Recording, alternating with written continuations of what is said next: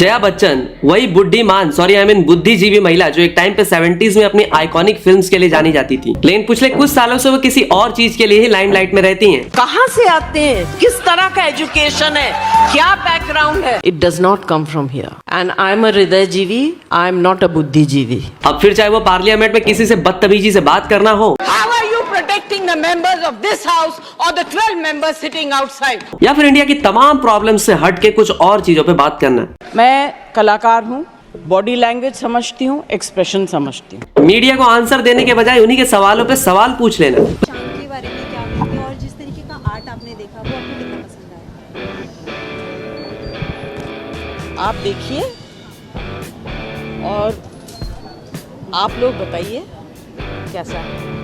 मैं तो आई इसलिए हूँ कि ज़रूर कुछ मैंने सोचा होगा या कुछ इसके बारे में जानती हो, तभी मैं आई हूँ। अगर जो भी कहो वो हमेशा लाइमलाइट में तो रहती हैं, और इतना ही नहीं वो अपने साथ साथ अपनी फैमिली मेंबर्स को भी इसमें घसीट लेती हैं। जैसे क्या तुम्हें पता है कि काफी समय तक जया जी उनकी बेटी और पोती के साथ लगातार पॉडकास्ट करते रहती थी, जहां पर उन्होंने काफी कंट्रोवर्शियल स्टेटमेंट दी थी। अब तुमने जया जी की मीडिया के साथ तो हाथापाई देखी ही होगी, कसम से 5th क्लास के तमाचे की याद आ जाती है। अब चलो ये हंसी मजाक तक तो ठीक था, लेकिन महाकुंभ में ये कह देना कि गंगा का पानी स्टैंपेड यानी कि कुचले हुए लोगों के खून से सना है, शादी को आउटडेटेड कह देना, और यहाँ तक कह देना कि मैं अपनी ग्रैंड डॉटर की शादी ही नहीं कराऊंगी, मीडिया को गरीब भिखारी गंदे फिल्थी बताना। जया बच्चन वो खुद 150 रुपए की साड़ी पहनती है गुरुवार बाजार से, और वो इन लोग को बोलते हैं गरीब, कैसे गंदे कपड़े पहन के आते हैं। लेकिन सवाल ये है कि जया जी हमेशा से ही पीटी सर की तरह नकचड़ी थी, या ये वक्त ने किया कोई हंसी सितम? क्योंकि जया जी के बेटे अभिषेक कहते हैं कि उन्हें एक खास तरह की बीमारी है जिसकी वजह से वो ऐसा बिहेव करती हैं। अब क्या ये कोई बीमारी है या फिर सुलेमानी कीड़ा,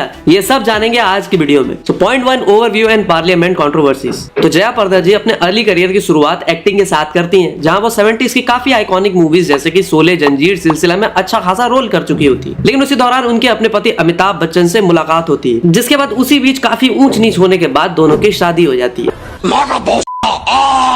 सॉरी अमित जी, उस पर बात नहीं करेंगे। हाँ, तो इसके बाद जया बच्चन ने फिल्म से दूरी बना ली होती है और वो एज अ लीड एक्ट्रेस तो दिखना ही बंद हो जाती है, और वो ज्यादा से ज्यादा सिर्फ सपोर्टिंग रोल्स वगैरह करती हैं, जैसे कि कभी खुशी कभी गम या फिर कल हो ना हो। फिर सालों बाद जया जी अपने करियर को रिवाइव करने का सोचती हैं, लेकिन आई विश कि ऐसा उन्होंने एक्टिंग में किया होता तो इतना लफड़ा नहीं होता। लेकिन जया जी ने पॉलिटिक्स में जाने की सोची, जहाँ पर वो आगे जाके मेंबर ऑफ पार्लियामेंट यानी कि MP भी बन गई, जिसके बाद उनकी पार्लियामेंट में स्पीचेस से ज्यादा कंट्रोवर्सीज वायरल होने लगी। अब तुम्हें पता ही होगा कि जब भी कोई MP को पार्लियामेंट में बुलाया जाता है तो उनको उन्हीं के नाम से बुलाया जाता है जो उन्होंने पेपर्स में सबमिट किए होते हैं। तो राज्यसभा के चेयरमैन जैसे कि जया जी को भी श्रीमती जया अमिताभ बच्चन बोल के बुलाते हैं। इसी बात से वो चिढ़ जाती हैं और कहती हैं कि जया बच्चन कह के भी बुला सकते थे। श्रीमती जया अमिताभ बच्चन जी। सर सिर्फ जया बच्चन बोलते तो काफी हो जाता। मतलब अम्मा जी, अगर आपको अपना नाम ऐसा ही सुनना पसंद था तो पेपर्स भी उसी अनुसार सबमिट करने चाहिए था ना, जिसी चीज को एग्जैक्टली चेयरमैन साहब भी आगे बोलते हैं। लेकिन इसके अलावा मुद्दा मीडिया में भी ये बन गया था कि क्या जया जी को अमित जी के अचीवमेंट से प्रॉब्लम है, जिसको जया जी आगे जाके मना करती हैं, तो उनका पहला रिएक्शन इस बात पे कुछ और ही कहता है। और जया जी और चेयरमैन साहब का कुछ अलग ही रिश्ता है। जया जी सिर्फ नाम वाली बात को लेकर नहीं, बल्कि एक बार चेयरमैन साहब की टोन को लेकर भी उन्हें बातें बोलने लग जाती है, जिसके बाद चेयरमैन साहब अब नहीं रुकते और जया जी की भाषा में ही उनको सुना देते हैं। और सर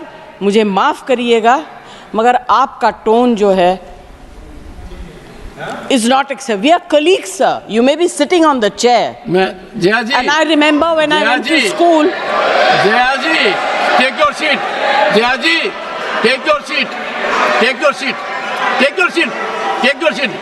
चेयरमैन से अनबन चलो फिर भी ठीक थी, लेकिन हमारे दूसरे अमित जी यानी कि अमित शाह की भी कभी कभी हो जाती है। लेकिन पार्लियामेंट में सबसे पहले काम तो देश की प्रॉब्लम के बारे में बात करना और उनका हल ढूंढना यही है ना। तो जया जी भी उन सब बारे में ही बात करती होंगी वहाँ पे, लेकिन नहीं, वहाँ पे कुछ और ही बातें चल रही होती है। जैसे कि एक बार नारकोटिक्स जैसे सीरियस टॉपिक को लेकर बात चल रही होती है, लेकिन उसको छोड़ो, वो एकदम से बातें बताने लगती है कि SS राजामौली को कितनी अच्छी तरह से वो जानती है। अब इसका नारकोटिक्स से क्या लेना देना था, ये मेरी समझ के तो बाहर है, लेकिन नारकोटिक्स से लेना देना फिल्म इंडस्ट्री से जरूर है, जहाँ से जया जी आती है। तो अब तुम्हें एंग्री यंग मैन की एंग्री पत्नी की झलक तो यहाँ तक मिल ही चुकी होगी, लेकिन असली बयाल तो जया जी ने मीडिया और पेपराजी के सामने किया था, जिसके बारे में तुम्हें अगले पॉइंट में बताता हूँ। Point 2, media and podcast. अब कंट्रोवर्सीज जया जी की मीडिया से तो मुझे कोई पर्सनल प्रॉब्लम ही लगती है। अब देखो, मैं जानता हूँ कि मीडिया कोई दूध की धूली नहीं है, किसी भी एंगल से नहीं है, जिसका सबसे बड़ा एग्जाम्पल है कि जब टॉम हॉलैंड एंड जेंड्री इंडिया आते हैं तो उनके वेलकम के टाइम मीडिया ने उनको काफी अजीब नामों से बुलाया होता है, जो इंडिया के लिए शर्मनाक बात थी, क्योंकि जब कोई दूसरी कंट्री से आता है तो ये कोई तरीका नहीं होता उनके वेलकम करने का। लेकिन मीडिया एंड पेपरराजी का तो काम ही है फोटोस और अटेंशन देना सेलेब्स को,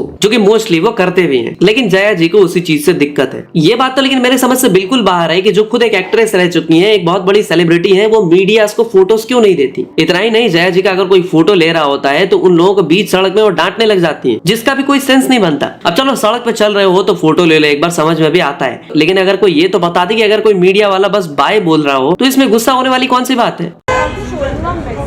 जया मैम नमस्ते। और यहाँ तक कि अगर कोई इन्हें इंडोर इवेंट जहाँ पे ऑर्गेनाइजर ही मीडिया और कैमरामैन को पैसे देता है, किस चीज के पैसे, अरे भाई फोटोज लेने के पैसे, तो उस बीच में भी जया जी उन पे चिल्लाना शुरू कर देती हैं और ये भी कह देती हैं कि साले बिगबंगे गंदे कपड़े पहन के कहीं भी आ जाते हैं। चलिए आप लोग भी साथ में। बकवास है, गंदे गंदे सब। बकवास है, गंदे गंदे सब। अब देखो इस पे रिप्लाई तो बहुत आते हैं, लेकिन एक और मेंबर ऑफ पार्लियामेंट यानी कि हमारे सोना जी के पिताजी शत्रुघ्न सिन्हा ने भी जया जी को एक बहुत ही अलग अंदाज में रिप्लाई दिया होता है। आप लोग पैंट्स भी अच्छी पहनते हैं और शर्ट्स भी अच्छी। आप लोग पैंट्स भी अच्छी पहनते हैं और शर्ट्स भी अच्छी। अब इतने ताने मिलने के बाद अब जया जी मीडिया को नमस्ते भी ऐसे बोलती हैं जैसे कि रैमजे ब्रदर्स की हॉरर पुरानी हवेली की भूतनी हो। और तानों से मुझे याद आया कि क्या तुम्हें पता है, जया जी उनकी बेटी श्वेता और पोती नव्या के साथ वो काफी महीनों तक लगातार पॉडकास्ट करती थी, जहाँ पे उन्होंने काफी कंट्रोवर्शियल चीजें कही थी। जैसे कि जया जी ने अपने कुछ जीन्स के ट्रांसफर अपनी बेटी में भी कर दिया था, जो जिंदगी में बिना कुछ बड़ा उखाड़े ज्ञान की मोती देने बैठ जाती है। उन्होंने जिंदगी में सिर्फ एक नॉवल लिखी होती है जिसको जया जी ने खुद ही नहीं पढ़ा होता। और सच बात तो ये है कि अमित जी की बेटी होने के अलावा श्वेता की कोई पहचान भी नहीं है। श्वेता पॉडकास्ट में एनवायरमेंट की बातें करती हैं, लेकिन फिर प्राइवेट जेट में भी सबसे ज्यादा घूमती हैं, जो पॉल्यूशन में सबसे ज्यादा कंट्रीब्यूटर है। इसके अलावा श्वेता ने यह भी कहा था कि उन्हें नव्या को बैश करने में या थप्पड़ लगाने में काफी मजा आता है। अब देखो ये बात सच है कि मैंने बचपन में बहुत लात घूसे खाए हैं, लेकिन जितनी छोटी छोटी बातों में इन लोगों को गुस्सा आ जाता है उस हिसाब से तो नव्या की रोज ही फील्डिंग सेट होती होगी। देखो इतना ही नहीं, जब कोई इतना ज्ञान देने बैठ जाए तो सूडो फेमिनिज्म का तड़का तो लगना ही चाहिए, जिसके बीच में जया जी कहती है कि उन्हें घंटा फर्क नहीं पड़ेगा अगर नव्या बिना शादी किए बच्चे पैदा करे, और मैरिज एक फेक इंस्टीट्यूशन यानी कि झूठा ट्रेडिशन। और ये बात वो अपनी शादी या अपने बेटे की शादी को देख के कह रही है। ये तो नहीं मालूम, लेकिन अगर इतनी फ्रीडम का आधा भी ऐश्वर्या को मिलता तो वो इन लोगों से अलग नहीं रहती। और ये बात इससे भी आगे प्रूव होती है कि जब इस पॉडकास्ट में सब सही था तो इसमें ऐश्वर्या खुद क्यों नहीं आई। और जब इन तीनों के पास कुछ नहीं बचता तो ये तीनों आपस में एक दूसरे से सास बहू की सीरियल जैसे लड़ने लग जाती हैं। अब जया जी के लिए बात वही हो गई है कि दुनिया भर में ज्ञान देती हैं, लेकिन खुद ही उसे फॉलो नहीं करती। मतलब कथनी और करनी में बहुत डिफरेंस है। इसीलिए तो 80s में भी अमित जी घर आना छोड़ चुके हैं और वो दुनिया भर की मूवीज कर रहे हैं, हर इंडस्ट्री में जा जाके। लेकिन अब तुम पूछोगे कि जया जी का ये नया रूप है या फिर हमेशा से ही था, तो इसका जवाब मैं तुम्हें अगले पॉइंट में देता हूँ। Point 3, the immature behaviour of Jaya Bachchan. तो बात इसी साल अप्रैल की है जब जया बच्चन एक इंटरव्यू में कहती हैं कि वो आजकल कैसे मूवीज बना रहे हैं, उनको नाम से भी घिन हो जाती है। जैसे कि टॉयलेट मूवी के नाम से उन्हें देखने का मन नहीं करता। अभी आप नाम भी देखिए तो मैं ऐसी पिक्चर खुद कभी ना देखने जाऊं।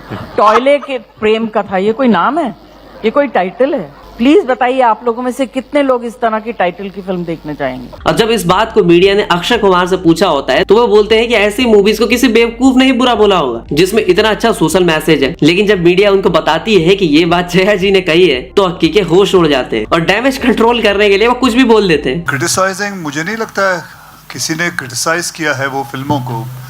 कोई बेवकूफ़ी होगा जो क्रिटिसाइज करेगा। जैसे फिल्म बनाई है मैंने, पैडमैन बनाई है, आप ही बता दीजिए। जैसे टॉयलेट एक प्रेम कथा है। ये फंस गया। So recently Jaya Bachchan ma'am has said that because of the toilet name she has said that I will not watch that film. अब अगर उन्होंने कहा है तो फिर सही होगा, मुझे नहीं पता। ये बात तो खैर इसी साल की है, लेकिन जया जी ने हैप्पी न्यू ईयर जिसमें उनके खुद के बेटे अभिषेक ने काम किया था उनको स्टूपिड कह देती हैं, जो एक हद तक ठीक भी है, लेकिन वो इंटेंशनल था। लेकिन आज की जेनजी जनरेशन के लिए वो मूवी कल्ट है। एक बार तो वो एसआरके में भी टूट पड़ती हैं। तुम्हें याद होगा कि सल्लू भाई और ऐश का लफड़ा चल रहा था, जिस टाइम पे ऐश के हाथ से काफी मूवीज छिन गई थी, जिनमें से कुछ एसआरके भी थे। जिसके बाद जया जी ने बोला था कि एसआरके को इस बात के लिए जोर से थप्पड़ लगाना चाहती है। लेकिन जया जी इसमें एसआरके की गलती ही क्या थी, आप असली वांटेड को तो थप्पड़ लगा नहीं सकती। इसके अलावा भी एक इंटरव्यू में अमित जी और अभिषेक ने खुल के बताया था कि जया जी कैसे रहती, और वो खुद को कहती थी कि वो ब्रैड यानी कि बिगड़ी हुई बच्ची जैसे रहती हैं। इवन जब उनकी फैमिली से पूछा जाता है तो उनके बच्चे जैसे कि अभिषेक और श्वेता बताते हैं कि उन्हें क्लॉस्ट्रोफोबिया है, जिसकी वजह से वो ऐसा करती हैं, यानी कि क्राउड्स में वो अनकंफर्टेबल फील करने लगती हैं। और इसे इंटाइटलमेंट को लोग बदतमीजी कह देते हैं, स्पेशली जब वो पार्लियामेंट या इवेंट्स में गुस्सा दिखाती है। तो मत भेजो ना उन्हें पार्लियामेंट में। मतलब उनकी फैमिली के हिसाब से ये फोबिया है जो कि ट्रिगर हो जाता है, ना कि एरोगेंस। और यही नहीं, एक ऑथर है हनीफ जावेरी, उनका कहना है कि वो स्ट्रेट फॉरवर्ड है और उनके रेखा वाले पास बाद से वो थोड़ा डोमिनेटिंग हो गई है, लेकिन उनका दिल साफ है। क्रिटिक्स जैसे कंगना रनौत उन्हें स्पॉइल्ड एंड प्रिविलेज्ड बोलती हैं, अमिताभ जी की बीवी होने का फायदा उठाती हैं, ऐसा कहती हैं। नेटिजन्स मीम बनाते हैं और बोलते हैं कि वो रूड और इंटाइटल्ड है, खासकर ऐश्वर्या के साथ रूमर टेंशन में। हाँ, लेकिन कुछ लोग उन्हें डिफेंड भी करते हैं और कहते हैं कि पर्सनल स्पेस की रिस्पेक्ट करो। ओवरऑल ये उनकी नेचर है और वो खुद भी बोल चुकी है कि मुझे मेरे पर्सनल कैरेक्टर पे जज मत किया करो। देखो, इन सारे क्लिप से तुम्हें अंदाजा लग सकता है कि जया जी की ये हरकतें अभी अभी की नहीं है, बल्कि बहुत पुरानी बीमारी है, लेकिन बस पब्लिक की नजर में अब आ रही है। खास करके मेमर्स कम्युनिटी की तो वो अनक्राउंड क्वीन है। देखो, टू बी वेरी ऑनेस्ट बात करूं तो ऐसी गुस्सैल खरूस बुढ़िया आपके आसपास भी जरूर रहती होंगी। अगर आप ध्यान से देखोगे तो आपको मिल भी जाएंगी, जिसको सबको बिना मतलब गाली देना है, दूसरों पे लालचन लगाना है, किसकी लड़के किसके साथ भागे, किसका लड़का चोर है, पूरे मोहल्ले में कौन क्या करता है, उनके पास सबका रजिस्टर होता है, वो भी up to date, batch run की जरूरत नहीं पड़ती। वेल, इसमें कोई शौक होने वाली बात नहीं है कि रॉकी एंड रानी की प्रेम कहानी देखने के बाद सब यही कह रहे हैं कि जया जी उसमें खुद को ही प्ले कर रही हैं। तो चलो, इस वीडियो के लिए इतना ही। वैसे एक बात कहना चाहूंगा कि 60 की उम्र खास होती है, थोड़ा बचपन के पास होती है, मजा लीजिए सठियाने का, क्योंकि मौत बड़ी पास होती है। खैर, आप मुझे कमेंट्स में जरूर बताना कि आप किस किस टॉपिक्स पे वीडियोस चाहते हो। तो लेटर भाई मिलता है आपसे अगली वीडियो में, तब तक के लिए हर हर महादेव।